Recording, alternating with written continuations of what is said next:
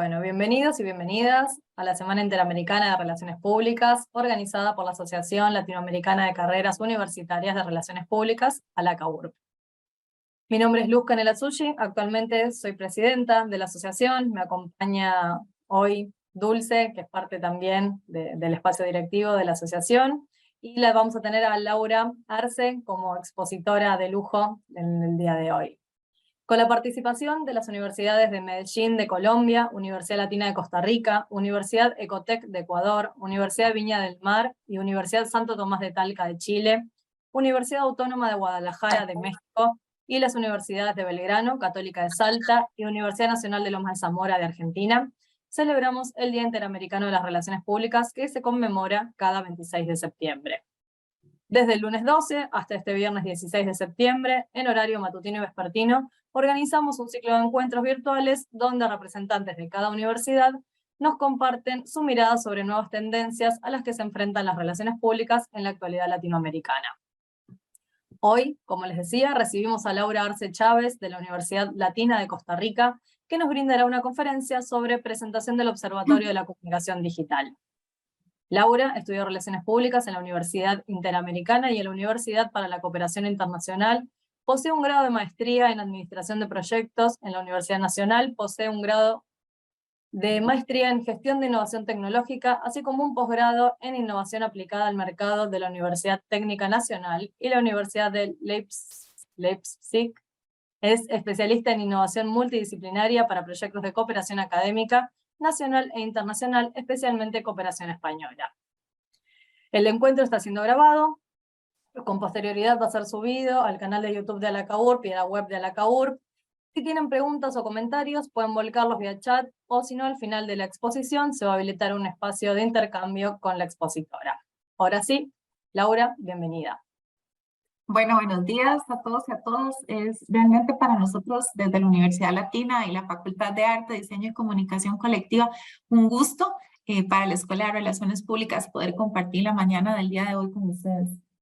Nos llena de muchísima ilusión poder compartir parte de los resultados y sobre todo la experiencia en la formación de un observatorio de comunicación digital. Este observatorio de comunicación digital, siendo un observatorio como tal, o ha tratado de enfocarse en ser un estudio sistematizado de la comunicación en las redes sociales. Y en este caso, el primero de los fenómenos que nos dimos a la tarea de estudiar, pues fue todo el fenómeno de las elecciones electorales de nuestro país. Se dieron en el 2022. Entonces, voy a contarles un poco acerca de cómo van haciendo toda esta dinámica, cómo se va forjando el proyecto. La comunicación política en el proceso electoral costarricense tiene un gran antecedente y nosotros pues no podemos dejar eso de lado. Como cualquier fenómeno que estudiamos, tiene un antes, un después y un ahora.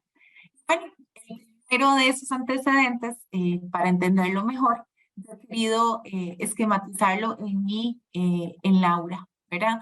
Yo soy una hija de dos baby boomers nacidos entre 1947 y 1965. Yo me he autodenominado una millennial milítrofe, ¿verdad? Limítrofe, en el puro bordecito, ahí fue donde yo nací. Entre 1981 y 1995, cuando se dan una serie de revoluciones tecnológicas importantes a las que las personas de mi generación hemos tenido que irnos adaptando poco a poco, y eso nos ha permitido ser un poco más flexibles y comprender mejor todo lo que sucede. Nosotros utilizamos teléfonos celulares que para nada eran inteligentes, que tenían pantallas pequeñas, con botones grandes, con baterías que se cargaban y se recargaban y se descargaban muy fácilmente. Y en cuanto a espacios de redes sociales y comunicación digital para compartir, bueno, la gente de mi generación estrenamos algo que se llamaba High Five, que no era más allá que un muro donde podías compartir muchas fotos y podías encontrar amigos que tal vez hace mucho tiempo no podías ver. Entonces eso nos llenó de ilusión. Grabamos canciones en cassettes con cinta, pedimos en la radio canciones para grabar y cuando ya no nos gustaban les pegábamos cinta adhesiva para volver a grabar encima, ¿verdad? Usábamos grandes audífonos y bueno, cuando llegó toda la revolución de los correos electrónicos utilizamos cuentas de Yahoo y aprendimos a utilizar algo que se llamaba Messenger, ¿verdad? Y eso fue un gran avance para nosotros y nos llenó de muchísima ilusión. Como antecedente importante también, Laura va a votar sus primeras elecciones, van a ser entre el 2013 y en el 2006. Y se enfrenta a una gran decisión, ¿verdad? Yo provengo de una familia de muchísima tradición política, donde siempre se vivieron las elecciones con mucha emoción y con mucha ilusión. Y bueno, cuando yo me aproximé a las urnas electorales a votar por primera vez, no fue un sentimiento diferente al que tuve, ¿verdad? Yo estaba convencida de quién era por el que yo iba a votar. Sin embargo, cuando más adelante yo me cuestiono, ¿verdad? Me pregunto muchas veces, ¿qué me llevó a mí a tomar esa decisión? Fue una tradición familiar. Definitivamente fue una tradición familiar. Todos los mensajes que se construían a través de medios de comunicación masiva y tradicionales en ese momento eran mensajes que iban enfocados para tomadores de decisiones, personas adultos. Los canales de comunicación como la prensa escrita, la radio y la televisión se enfocaron muchísimo en poder llevar esos mensajes, como les digo, a personas que tenían tomas de decisión importantes. Pero para los jóvenes que tal vez por primera vez nos acercábamos a las urnas, no existía un mensaje diferenciado ni un canal específico en el que nos pudiéramos sentir más cómodos a la hora de compartir esa información. Es así entonces como en esa ocasión del 2002, cuando yo me acerco a las urnas, me enfrento a una papeleta de 13 candidatos. Y más adelante, en el 2018, volvemos a tener 13 candidatos. Ha pasado ya bastante tiempo, hemos tenido diferentes gobiernos y se empieza a dar un fenómeno extraordinario. Y es que los partidos empiezan a crecer. Se acorta un poco esa tradición del bipartidismo y empiezan a surgir nuevos partidos, en su mayoría representados por hombres, ¿ok? Y algunos de ellos por mujeres. Pero hay un fenómeno mediático importante que se presenta en estas elecciones y en este caso yo hago énfasis especial en este señor que está aquí, don Carlos Alvarado, del Partido Acción Ciudadana, quien con solamente 38 años llegó a ser presidente de la República y pues era muy cercano también con toda la tecnología y los medios digitales, se tomaba selfies, hacía sus propios videos, los subía a las redes sociales y eso empezó a generar una cercanía distinta que anteriormente nunca existió, donde las personas se empezaron a dar cuenta de que un candidato con un perfil muchísimo más joven, un manejo de la tecnología diferente, un lenguaje distinto, se empezó a acercar también a las personas más jóvenes. Y es así como, bueno, poco a poco llegamos hasta el 2022 y nos encontramos ante un panorama extraordinario. 25 candidatos, 25 partidos políticos, muchísimos partidos nuevos, algunos partidos tradicionales reciclados, figuras públicas muy cuestionadas que incluso ya habían sido presidentes anteriormente, algunos desconocidos que nadie nunca jamás había visto ni sabía quiénes eran, figuras completamente salidas del molde, un personaje economista, liberal, judío, por primera vez en una papeleta en un país tan tradicionalista como lo es Costa Rica, partidos evangélicos muy bien establecidos, con discursos muy claros y con mucha convicción de lo que hacen, figuras públicas, periodistas de gran trayectoria que también llegaron a ser candidatos. Y bueno, es así como nos enfrentamos definitivamente a algo que nunca antes habíamos tenido en nuestro país. Eso nosotros estamos convencidos de que a través de todo este fenómeno que se empieza a formar, teníamos que hacer algo. Y entonces conformamos un equipo multidisciplinario y empezamos a trabajar. ¿Cómo comenzamos nosotros a trabajar en este ejercicio que en primera instancia era de co-creación? Bueno, establecimos una alianza muy clara con nuestros estudiantes, quienes fueron el pilar fundamental del ejercicio académico que íbamos a desarrollar. Queríamos que alineados con toda la metodología que tenemos desde la Facultad de Campus Creativo, el aprender haciendo se convirtiera nuevamente en una gran realidad y que estos equipos multidisciplinarios pues estuvieran liderados por docentes, también por estudiantes y por profesionales de medios de comunicación y agencias de comunicación de gran trayectoria que nos permitieran cumplir dos grandes objetivos específicos: la democratización de la información y poder garantizar la transferencia del conocimiento, para que todos los que estuviéramos involucrados en este proceso garantizáramos que íbamos a aprender y que juntos íbamos a construir. Y es así entonces como toda esta dinámica en digital ayudó a conocer el espacio de discusión, además de enfocarse en este ámbito ante la realidad del COVID-19 y una coyuntura extraordinaria, porque al contrario de otros años, esta vez no habían plazas públicas, no había posibilidades de ir y abrazar al candidato, hablar con él, acudir a grandes reuniones donde podríamos tener la oportunidad de acercarnos personalmente y tal. Entonces nos dimos cuenta que toda esta parte de las redes sociales extraordinariamente se estaba convirtiendo en un fenómeno y algo iban a hacer. Entonces nos pusimos a trabajar en estas ideas y co-creando en conjunto nació un planteamiento. ¿Cuánto influyen las redes sociales y la conversación digital en el proceso electoral costarricense? Eso fue lo primero que nosotros nos planteamos para poder empezar a trabajar. Y a través de este proceso de planteamiento de conceptos surgieron pues, muchísimas nuevas ideas. Es así como nace un estudio sistematizado de los temas más importantes que se generen en redes sociales en Costa Rica, que tuviera en cuenta las tendencias, los hábitos y la huella de la conversación. Definitivamente fue importante para nosotros tener una generación de alianzas extraordinarias que nos permitieron sacar adelante todo este proyecto y lo convirtieron en una realidad. Nos unimos con Minerva, Cantar y Bope Media y a través de Campus Creativo de la Universidad Latina logramos llevar a cabo lo que nosotros estábamos buscando, la conformación de este observatorio. Es así entonces como empezamos a conversar y aplicar una serie de conceptos que no podíamos dejar de lado y que iban a ser sumamente importantes a la hora de este ejercicio académico. Primero que todo, comprender muy bien qué era un observatorio y que debíamos de insistir en que fuera, el enfoque que le diéramos era el de una herramienta de investigación en diferentes temáticas o problemáticas, desde el entorno en que se desenvuelven las personas para poder realizar la toma de decisiones acertadas, así como lo dice el autor Gabriel Morera Soler. Pero otro aspecto y concepto importante que no podíamos dejar de lado tenía que ver con la conversación digital. Es decir, todos aquellos temas importantes que se generan en las redes sociales que demuestran tendencias y hábitos. Y por supuesto, los procesos electorales, vistos desde el punto de vista de la comunicación, como una evolución del comportamiento del electorado en términos de interacción, sentimiento, temática, que los lleva posiblemente a la toma de una decisión y al uso del sufragio. Entonces, comenzamos a plantearnos que habían varios factores que debíamos de tomar en cuenta que no podíamos dejar fuera. La parte de la conectividad, y es que para que todo este ejercicio tuviera sentido, desde cualquier punto de vista teníamos que garantizar que en realidad nuestro país tenía una conectividad adecuada para ser parte de una iniciativa de este tipo. Costa Rica es el país mejor conectado del Istmo Centroamericano.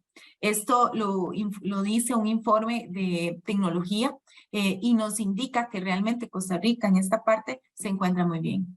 Y el otro punto que no podíamos perder del enfoque era el concepto de las redes sociales, que sin duda se han convertido en un medio imprescindible en la comunicación.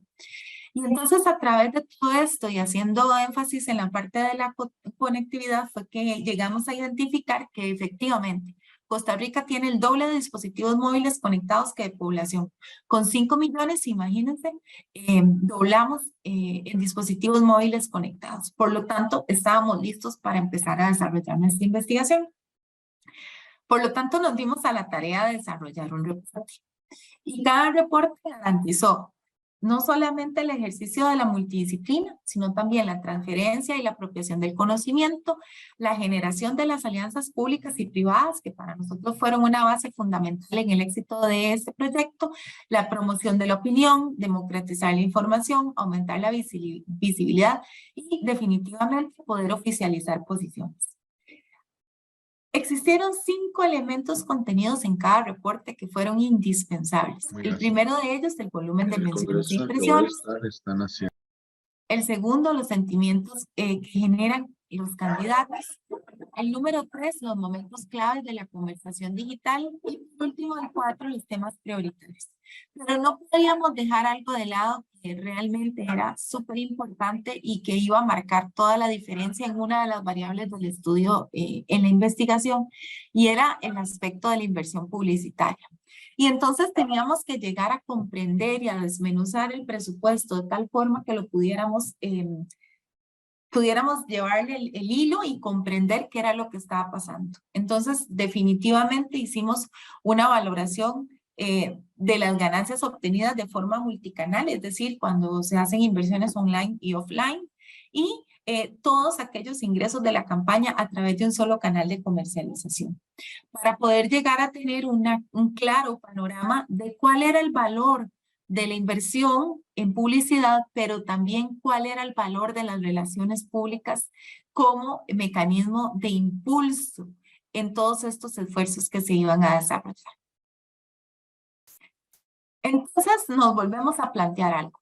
¿Cuál es ese impacto de los momentos claves de la campaña electoral en las redes sociales?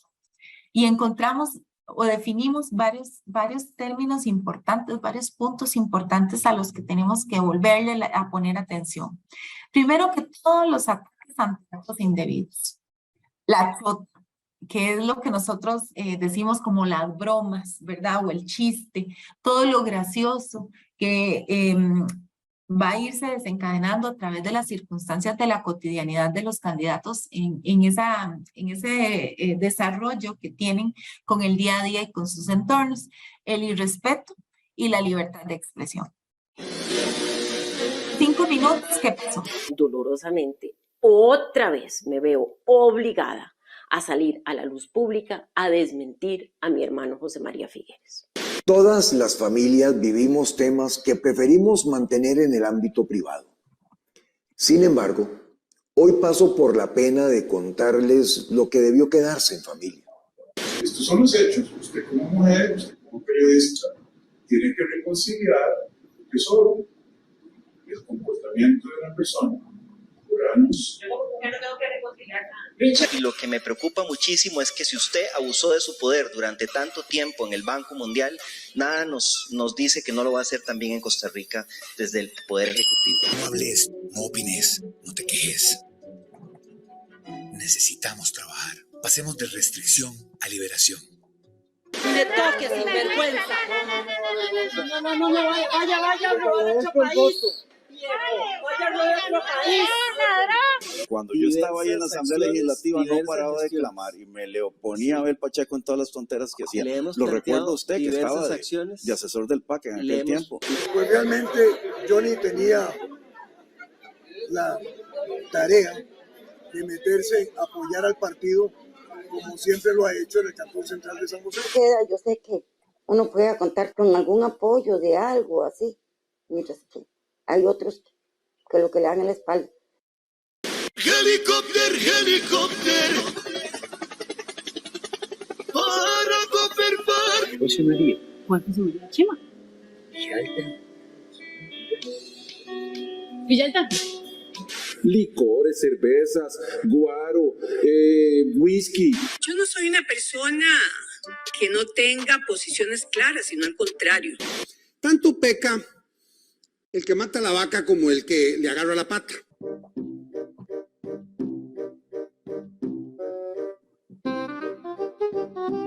Tírate un paso, tírate un paso. Y quiero aclarar antes de empezar que mi objetivo con este video no es decirles por quién votar, sino intentar darles toda la información necesaria para que ustedes tomen esa decisión por ustedes mismos y ojalá también hagan su propia investigación antes de...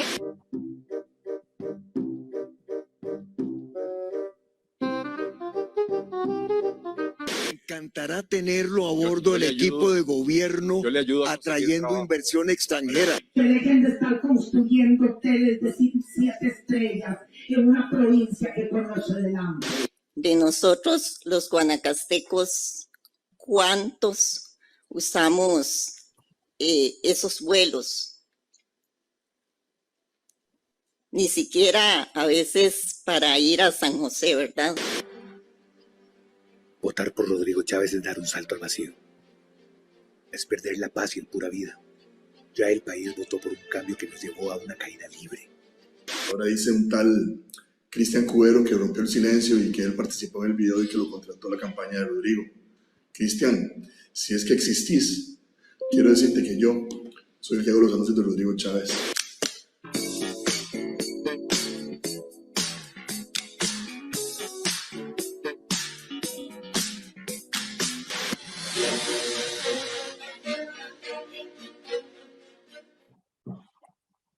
eso en 5 minutos nos permite comprender mejor cuando hacemos mención de esos puntos que tienen que ver con la chota, con el irrespeto y con todo ese panorama que gira en torno a la relación de la cotidianidad de los candidatos. Definitivamente, las redes sociales vinieron a democratizar que todo eso fuera muchísimo más accesible al público y que la gente también basándose en eso y no solo en las partes fundamentales o políticamente bien estructuradas, pudieran acercarse a una toma de decisión basado en todo esto que se ve ahí. Entonces nos planteamos otra pregunta: ¿cuál fue el uso de las redes sociales durante este tiempo?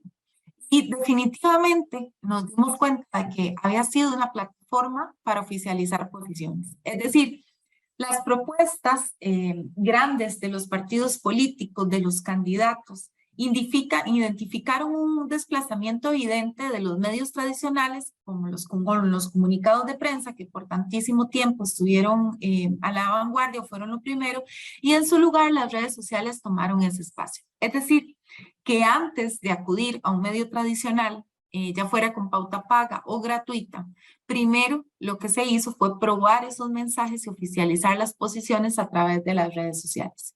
Esto fue un fenómeno que anteriormente nunca se vio. De la misma manera, las redes sociales fueron una plataforma de difusión para medios masivos. La mayoría nativos digitales, algunos de ellos que ya existían, otros que nacieron en medio del proceso electoral del 2022 y definitivamente se crearon, valga la redundancia, espacios dentro de espacios que ya existían pero que anteriormente no eran utilizados. Entonces, por ejemplo, en Twitter, los spaces tuvieron un crecimiento extraordinario y en el caso de Costa Rica fueron abordados a altas horas de la noche para generar debates en los que incluso los mismos candidatos a la presidencia se dieron a la tarea de participar. Ha sido esto un auge y crecimiento, como les digo, para la parte de los medios nativos digitales, que hoy, habiendo pasado el proceso electoral y tal, se mantienen vigentes y en crecimiento. Se convierten también las redes sociales en una plataforma para probar los mensajes, es decir, que antes de ir a invertir presupuesto en pauta en los medios tradicionales, se prefiere tirar el mensaje en las redes sociales y probar qué es lo que esto genera, cuáles son las reacciones, los sentimientos, cómo reacciona la gente ante el mensaje que se está dando. Y de esta forma se permite también la depuración o la limpieza del mensaje para luego poder invertir en los medios tradicionales. Se convierte también en una plataforma para transmitir los debates presidenciales y genera fenómenos extraordinarios. Donde canales incluso de televisión que tienen formatos especialistas en otras áreas, como en el caso de TDMax, que es un canal especialista en formato de deportes en Costa Rica, ideó un formato completamente diferente para desarrollar un debate y alcanzó uno de los picos más altos de audiencia durante la transmisión.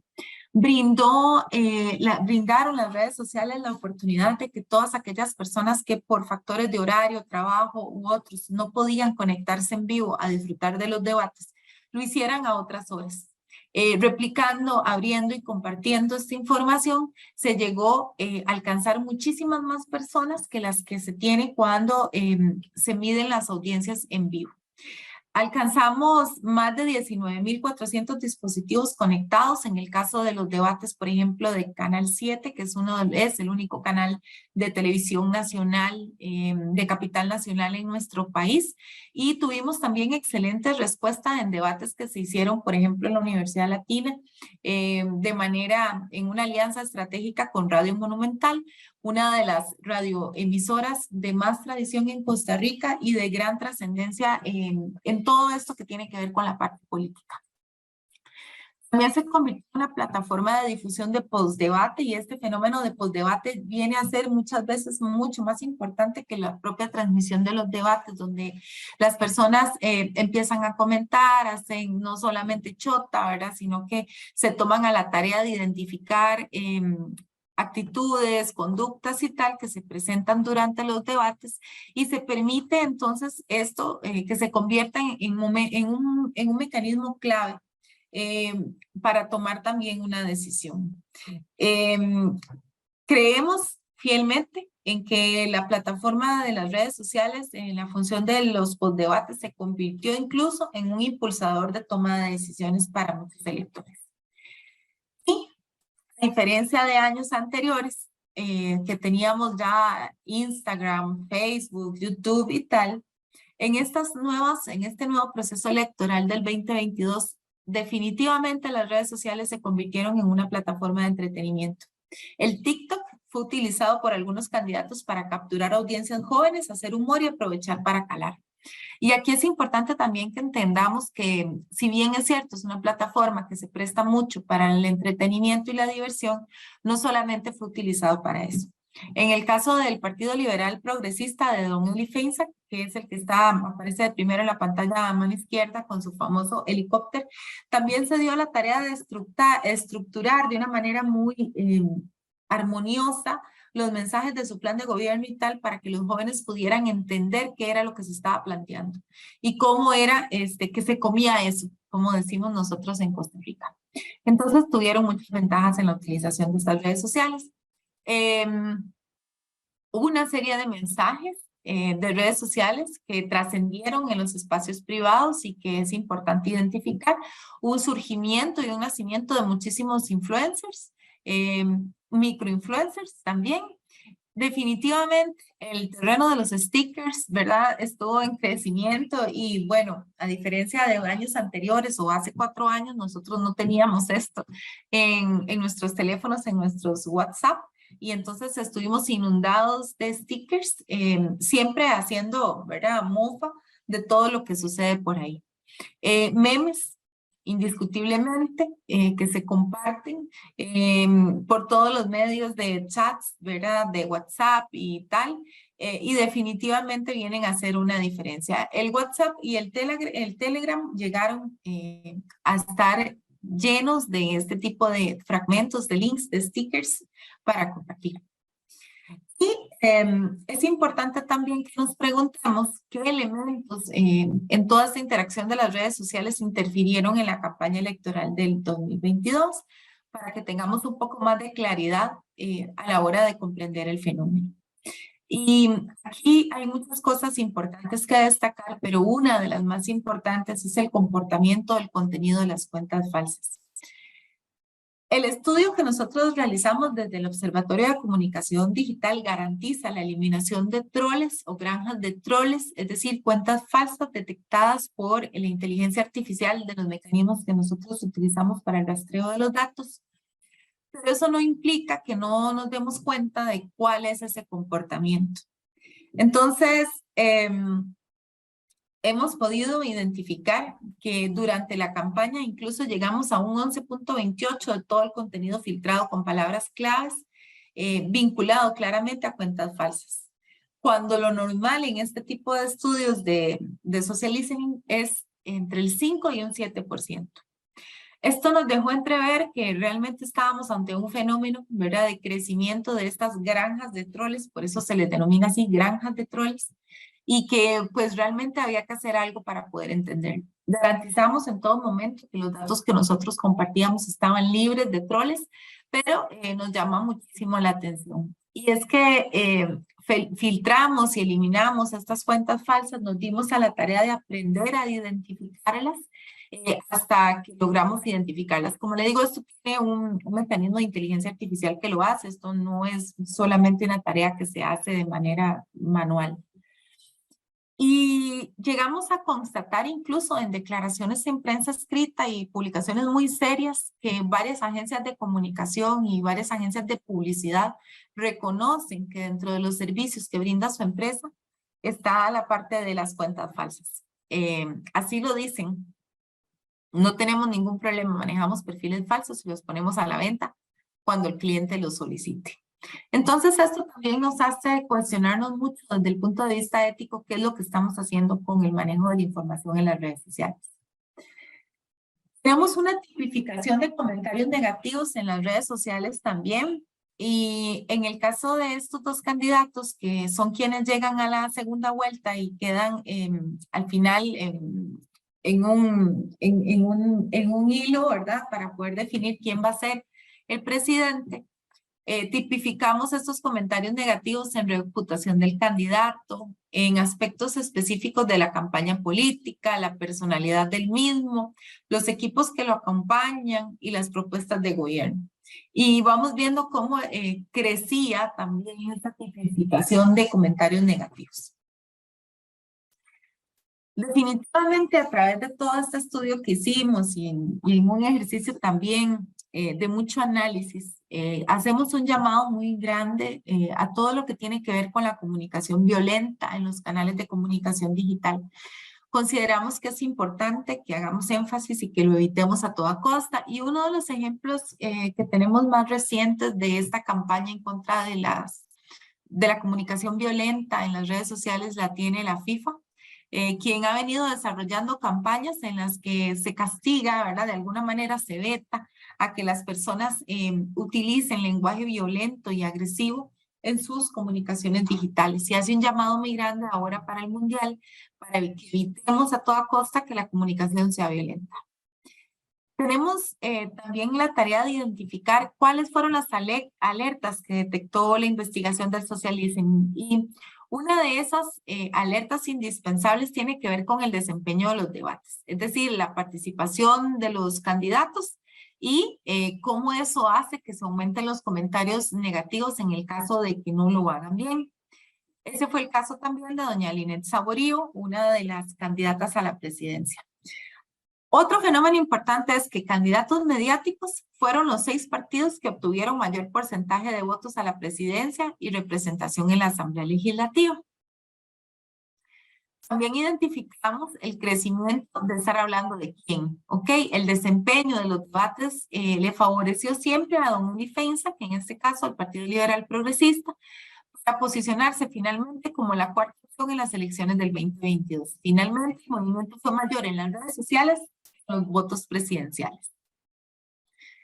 Existe un fenómeno también de desaparición en digital. Candidatos que de un pronto a otro desaparecieron, se volvieron invisibles, nunca más se volvió a hablar de ellos y no tuvieron una relevancia mínima como para ser contabilizados dentro de este reporte. Y preguntarnos qué elementos que no fueron detectados en la investigación del social listening. ¿Por qué? Bueno, porque como cualquier investigación de carácter científico y social, está en constante transformación y consideramos que las lecciones aprendidas que tengamos nos van a ayudar a hacer el ejercicio de mejor manera la próxima vez. Hay una serie de elementos que quedaron fuera del radar digital. Por ejemplo, el voto silencioso. Es decir, fuera de las redes sociales había una gran cantidad de personas que apoyaban, en este caso, al hoy presidente don Rodrigo Chávez, y que lo hizo ganar en la segunda ronda, pero que para nada las redes sociales se convirtieron en un espacio para ese voto silencioso. Hay un fenómeno con el abstencionismo. Las redes sociales no fueron los espacios para expresar el sentimiento de los abstemios electorales. Definitivamente tuvimos uno de los abstencionismos más altos de la historia, casi un 44%. Sentimientos negativos que no afectan. Bueno, por ejemplo, los 3 candidatos con los porcentajes más altos de comentarios negativos resultaron los 3 primeros lugares en votos de la primera ronda. Increíble. También el proceso de me gusta versus voto, ¿verdad? No quedó la huella digital del proceso de decisión y el proceso de transformar comentarios positivos en votos, evidentemente, como lo vimos en el caso de don Eli Feinza. Y en esta primera ronda que se realizó el 6 de febrero del 2022, identificamos también factores muy importantes que hoy queremos compartir. Y tienen que ver con la parte de la inversión publicitaria acumulada.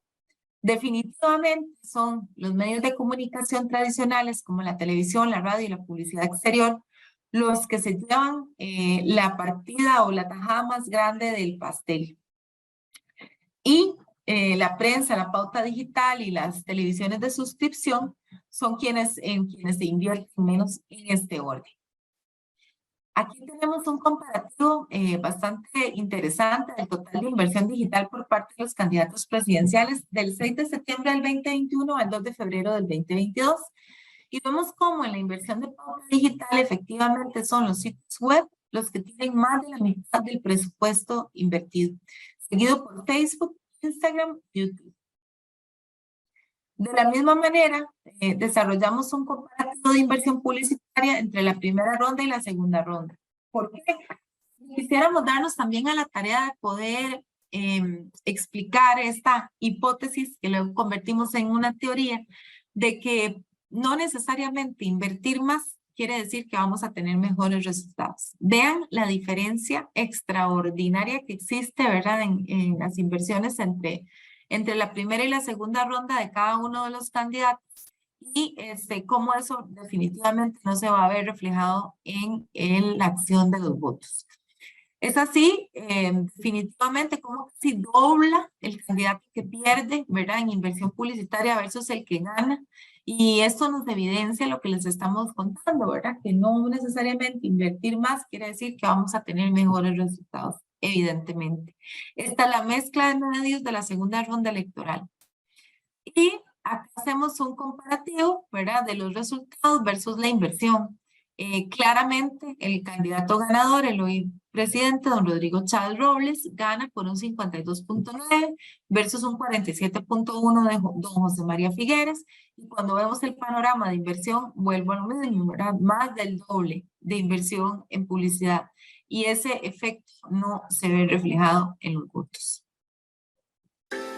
En el campus creativo de la... Disculpen. Y bueno, de esta manera vamos concluyendo.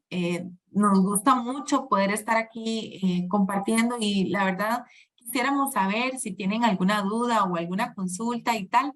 Pero entonces antes de terminar la presentación quisiera mostrarles un poco de Campus Creativo, donde es el semillero donde hace todo este proyecto. En la U-Latina preparamos a los futuros profesionales en comunicación con las mejores herramientas tecnológicas y además hemos actualizado nuestras carreras con las últimas tendencias en digital y habilidades en el campo audiovisual. Nuestra metodología de aprendizaje está basada en proyectos reales, talleres de diseño y multimedia, experiencia 100% práctica. Contamos con los mejores estudios de radio y televisión de una universidad en Centroamérica y el Caribe. Aprendí haciendo en el campus creativo de la U-Latina. Más información en ulatina.ac.cr.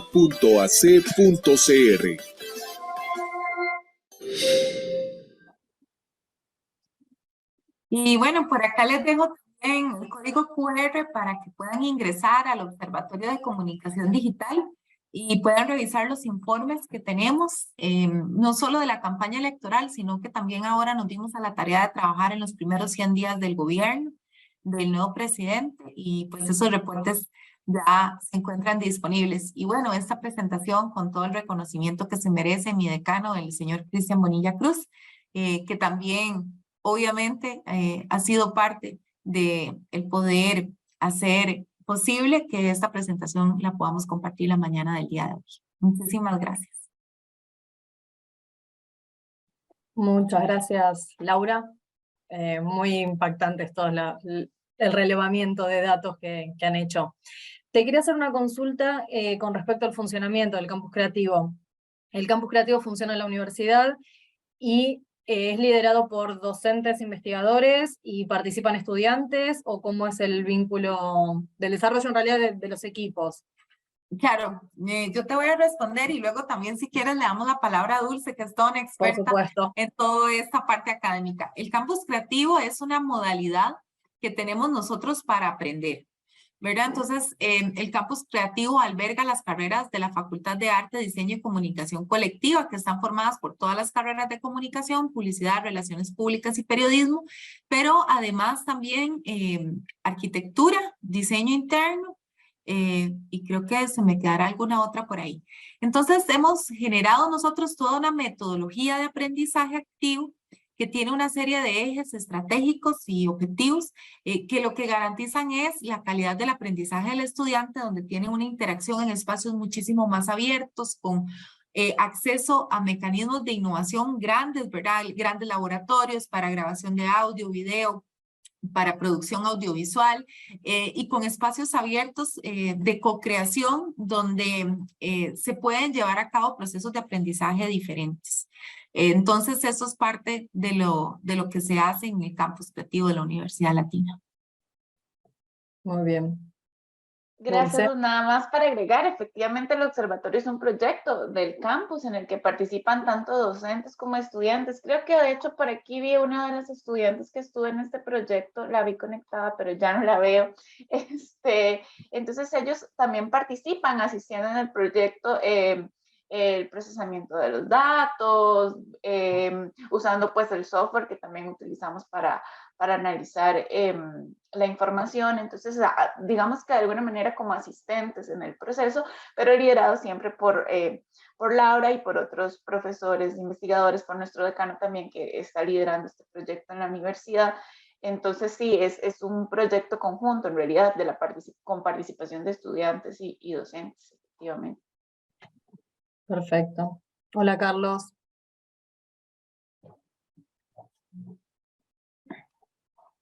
Hola, hola a todas, muy buen día.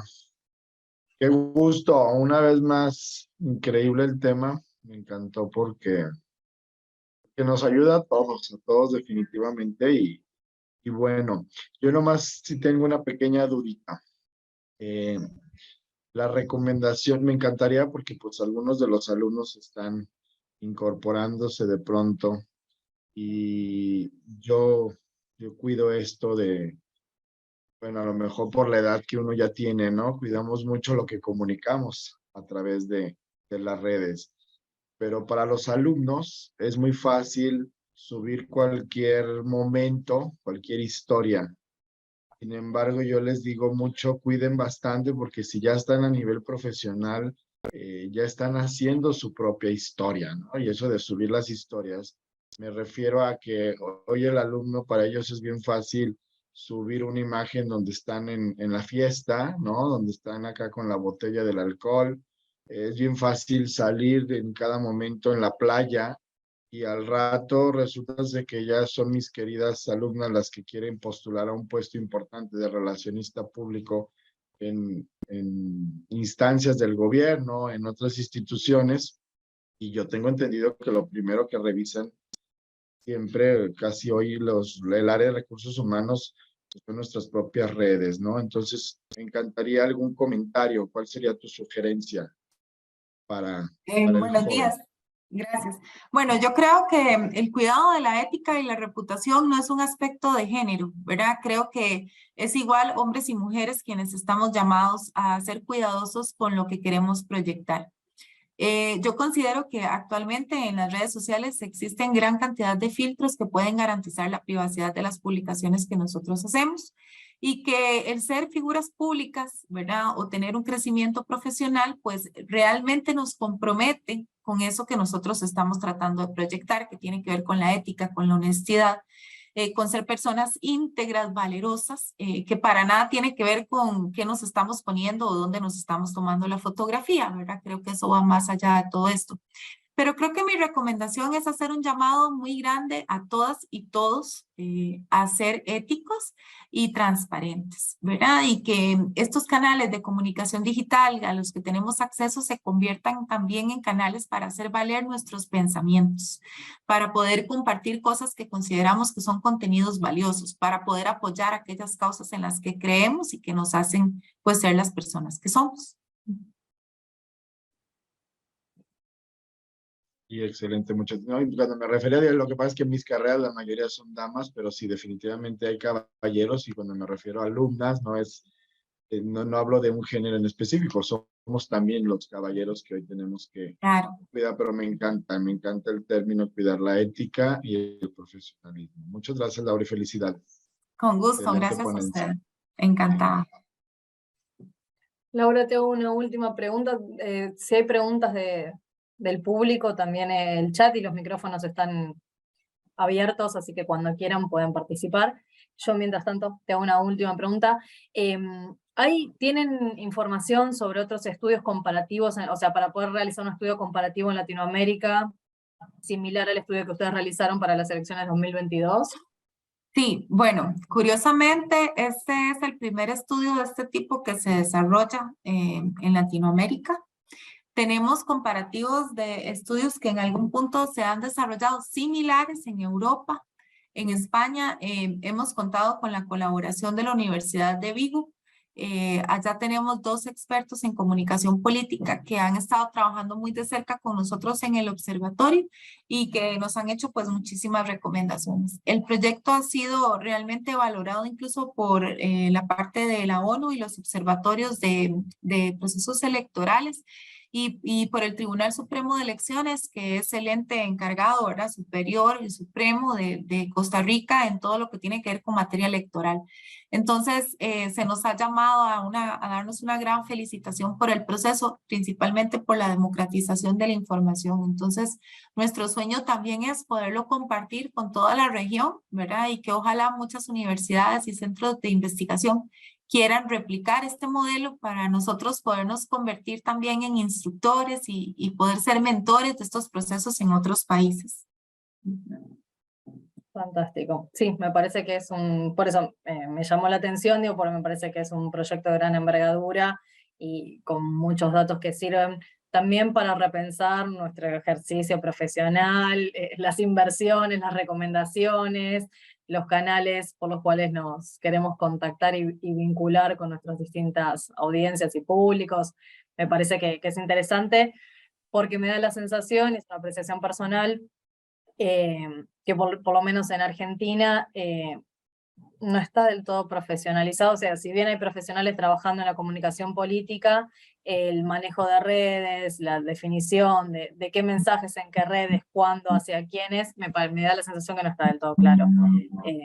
Bueno, hemos visto en algunos ejemplos que tampoco está claro en Costa Rica, pero por eso preguntaba por el estudio comparativo. Muy interesante, sí. Así que lo vamos a tener en cuenta. Gracias, súper. Nosotros felices de poder compartir. Adrián. Gracias, Luz. ¿Se me escucha? Porque estoy ahora con el teléfono y entonces por ahí. Sí, yo le quería hacer muy interesante la presentación de Laura y no sé si es una pregunta o por lo menos que ella me plantee su punto de vista.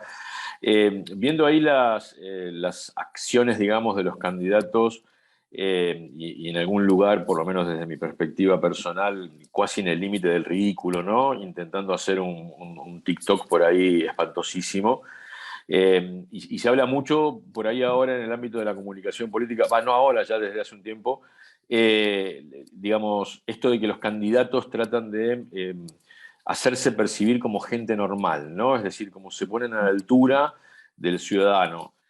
Y la realidad es que hay algunos, por lo menos yo he escuchado algunos comunicadores en el ámbito de lo político que plantean que en realidad debe ser todo lo contrario, que el candidato que va a ser, o que se presenta como para presidir una nación, es alguien que tiene que estar básicamente a la altura de presidir una nación, y que en el electorado puede haber una expectativa no de que sea una persona normal, sino que sea alguien distinto porque tiene las capacidades, las competencias y las habilidades para dirigir los destinos de una nación.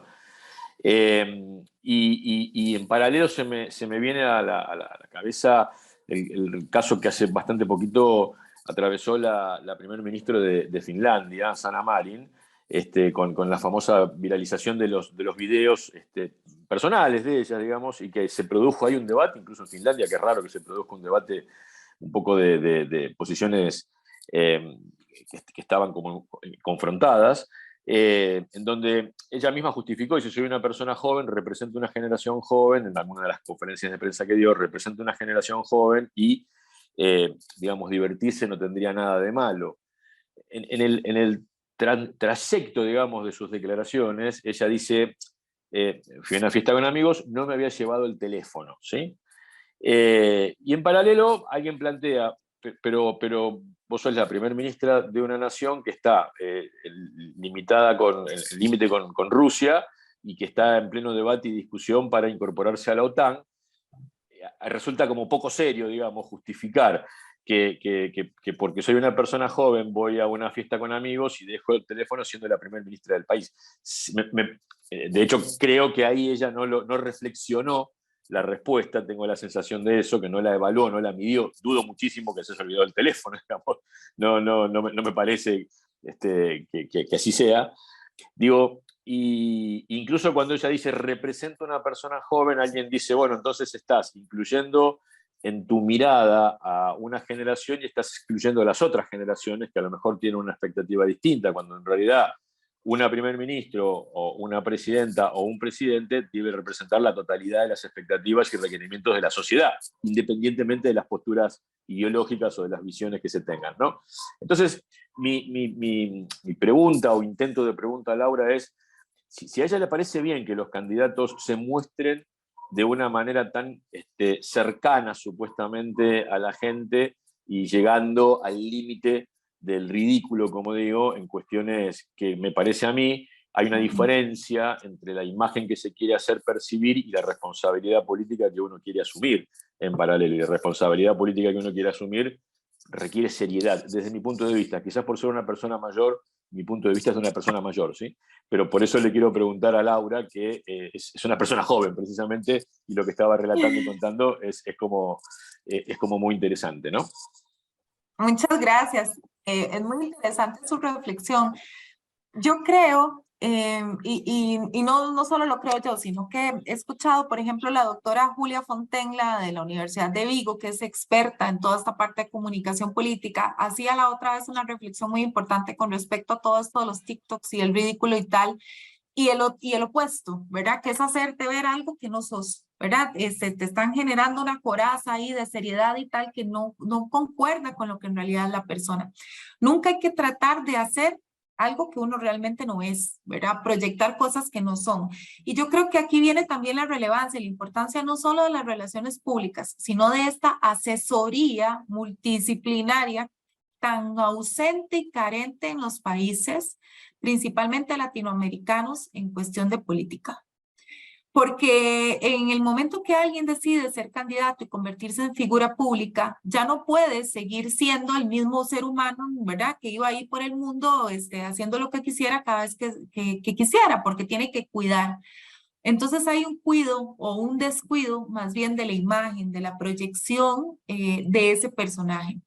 Y creo que efectivamente yo coincido con usted, hay descuidos que no se deben de dar. Tengo dos ejemplos súper claros que se presentaron en las campañas electorales en mi país. El primero de ellos tal vez no es tan trascendente, pero le dio mucho pie al candidato para ser juzgado y apuntado de burócrata, de capitalista. El señor Eli Feinsack, el que les digo que viene a romper un montón de esquemas porque es un empresario exitoso con carrera política hecha y además judío. Acudió a un encuentro, como decir una plaza pública, pero eran en vehículos y se encontraban en un centro comercial X al este del país y llega montado en un vehículo súper costoso. O sea, muy, muy costoso, de una supermarca, ¿verdad? Que le da a uno de sus principales colaboradores, dueño de esa agencia de vehículos. Y fue juzgado horriblemente. O sea, a la gente no le importó cuál era el mensaje que él llevaba, cómo iba vestido, qué era lo que estaba haciendo, si se bajaba y abrazaba a las personas o no. Era que era un Mercedes-Benz descapotable, ¿verdad? Y que el tipo se veía casi como inglés, saludando, ¿verdad? En un país en medio del COVID, entonces se presta, y mi reflexión como comunicadora fue, ¿quién lo dejó subirse ahí? Digo, porque el tipo posiblemente con todo lo que tenía que hacer, salió de su casa, abrió la cochera, se subió en el carro que les llevaron, le dio las gracias a su amigo y le pareció extraordinario que fuera descapotable para poder saludar a la gente sin tener que bajarse del carro. ¿Quién lo subió ahí? Digo, tampoco iban a poner una carreta con bueyes para llevarlo por la calle para que se viera típico, ¿verdad? Pero esos son el tipo de incongruencias que yo creo que no vienen solamente del raciocinio del candidato, sino de la falta de asesoría. Y lo otro súper controversial, que viene a dejarnos como con un montón de incógnitas, y ahí es donde ya nada cierra y todo tiene otro sentido, es que el propio señor presidente de la República de Costa Rica estuvo súper cuestionado incluso por cuestiones de acoso sexual ante el Banco Mundial, donde él fue funcionario. Y le pudo más, porque ojo que el caso está cerrado y al tipo nunca le pudieron comprobar nada, ¿verdad? Pero tiene un antecedente de acosador. ¿Ah? Y aún con ese hecho, el señor gana la presidencia de la República y pudo más su talento y demostrar su capacidad y su inteligencia y su compromiso con que él no tenía compromisos que cumplir y que todo lo que ha venido diciendo lo ha ido cumpliendo en sus 100 días de gobierno, que el propio hecho en una sociedad con un valor tan alto en la igualdad de género y en la protección de la mujer como es Costa Rica, teniendo un hecho tan serio como un acoso. Entonces eso nos viene a cambiar toda la perspectiva de la realidad en la que estamos viviendo. Pero creo que en realidad, en resumen, lo más importante es la asesoría, ¿verdad? Y dejarnos también aconsejar y asesorar de quienes son expertos en el área. Excelente, Laura, muchas gracias. Con gusto.